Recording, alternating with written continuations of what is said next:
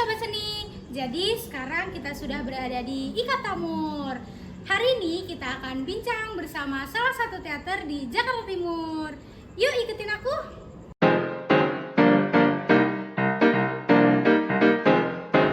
Halo Sobat Seni, sekarang kita lagi ada di Teater Sandiwara Mantaka. Nah, bersama dengan Bang siapa, boleh perkenalkan diri?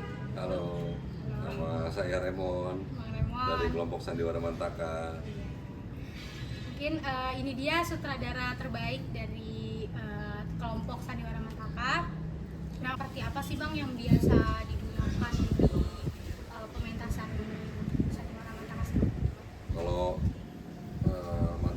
Mantaka dulu kali ya. Oh, iya. Kalau Mantaka kan kita udah milih kayak karena kita beberapa orang sudah pernah ke teater basicnya, jadi kita udah milih kalau kita tuh sukanya genrenya absurd.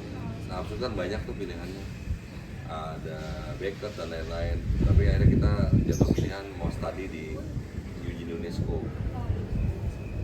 Resikonya tapi kita jadinya nerjemahin sendiri, Itu berarti jadi resiko dari study itu. study. Nah, kalau untuk naskah dari pementasan itu biasanya jenis-jenis naskahnya itu seperti apa sih? Kalau naskah kan yang pasti sih naskah panjang, naskah pendek, terus monolog atau naskah umum, terus ada genre yang misalnya absurd, surrealis, realis gitu, atau juga klasik misalnya kan. Itu sih maksudnya genrenya banyak banget. Sekarang malah udah makin aneh, ada juga post dramatik, ada juga yang naskahnya itu bentuknya pertanyaan, ada juga verbatim yang dari peristiwaan gitu maksudnya. Terus kalau untuk cara memilih naskah tadi kan udah disebutin nih Bang, banyak banget jenis-jenis naskah gitu kan. Terus terutama tadi Mantaka juga pakai studi apa Bang? Eugene UNESCO. UNESCO. Nah, kira-kira kalau untuk pemilihan naskahnya sendiri itu berdasarkan apa Bang? Kalau kita sih basicnya dari apa yang kita punya dulu ya. Misalnya kita punya aktor berapa dan apa maunya, visi. Kalau visi dari grup ini mau apa tahun ini, mau ngomongin apa, dipertunjukkan kali ini mau ngomong apa, itu penting. Nanti setelah itu baru kita bisa nyesuaiin tuh. Yang penting sih visinya, kita mau ngomongin apa sih, mau ngomongin sosial kayak, mau ngomongin pemerintahan, mau ngomongin rumah, mau ngomongin diri sendiri gitu. Itu naskah jadi pilihannya tergantung dari apa kita maunya, apa visinya.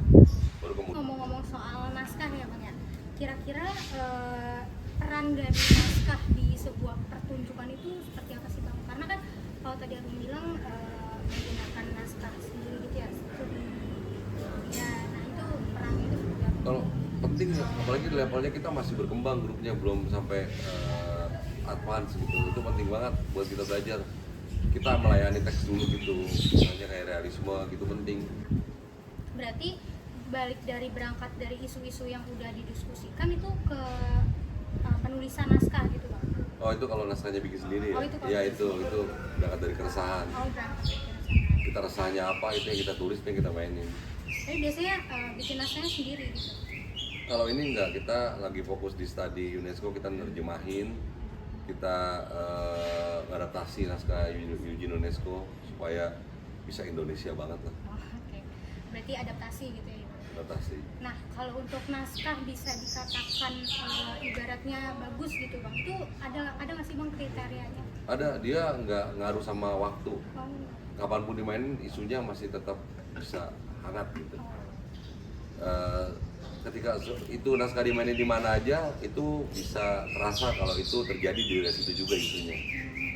Biasanya gitu, dia itu yang dibilang naskah itu naskah babon ya, naskah yang udah teruji pertunjukannya dan dimainin di mana aja dia cocok. berarti naskahnya itu bisa dikembangin, maksudnya kayak yang lingkupnya itu bisa tetap hangat gitu ya Bang ya? Iya, misalnya tahun berapa di mana dimainin, dia tetap isunya isu yang masih isunya masih seksi lah untuk dibicarakan gitu. Kayak naskah ngomongin soal ayahku pulang, ngomongin bapak, kan di mana aja juga orang ngomongin bapak gitu. Ada nggak Bang pesan atau mungkin yang ibaratnya memotivasi kita buat terkait dengan naskah gitu Bang? Mungkin buat teman-teman ya sama juga kayak kemarin mengatakan kalau baru belajar kita butuh teman ngobrol gitu. Maksudnya jangan baru belajar kita udah berusaha ngoreksi diri sendiri. Maksudnya kita harus punya teman buat diskusi tentang kita mau beli naskah apa, itu siapa yang nulis. Studi gitunya lebih penting dari ketimbang cuma sekedar gue mau mentas-mentasin. Karena banyak banget orang yang asal mainin terus jadi orang kecewa nontonnya gitu. Gitu sih. Pintar memilih naskah. Ngobrol gitu ya, ngobrol. Iya, bahkan kita butuh mata ketiga ya, orang yang lebih ahli, dramaturg lah istilahnya. Buat nanya ini siapa sih penulisnya, kok naskahnya begini, kapan sih buatnya, itu kan butuh mata ketiga. Di Mantaka sendiri ada nggak sih bang proyek ke depan yang mungkin menjadi apa ya, gerakan baru gitu ya? Ada planning baru gitu dari Mantaka sendiri?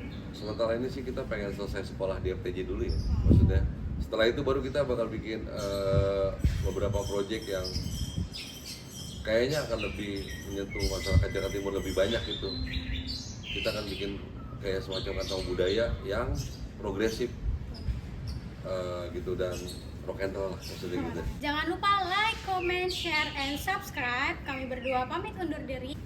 Teater Hijrah, salam karya, salam budaya, salam hijrah. Sampai jumpa.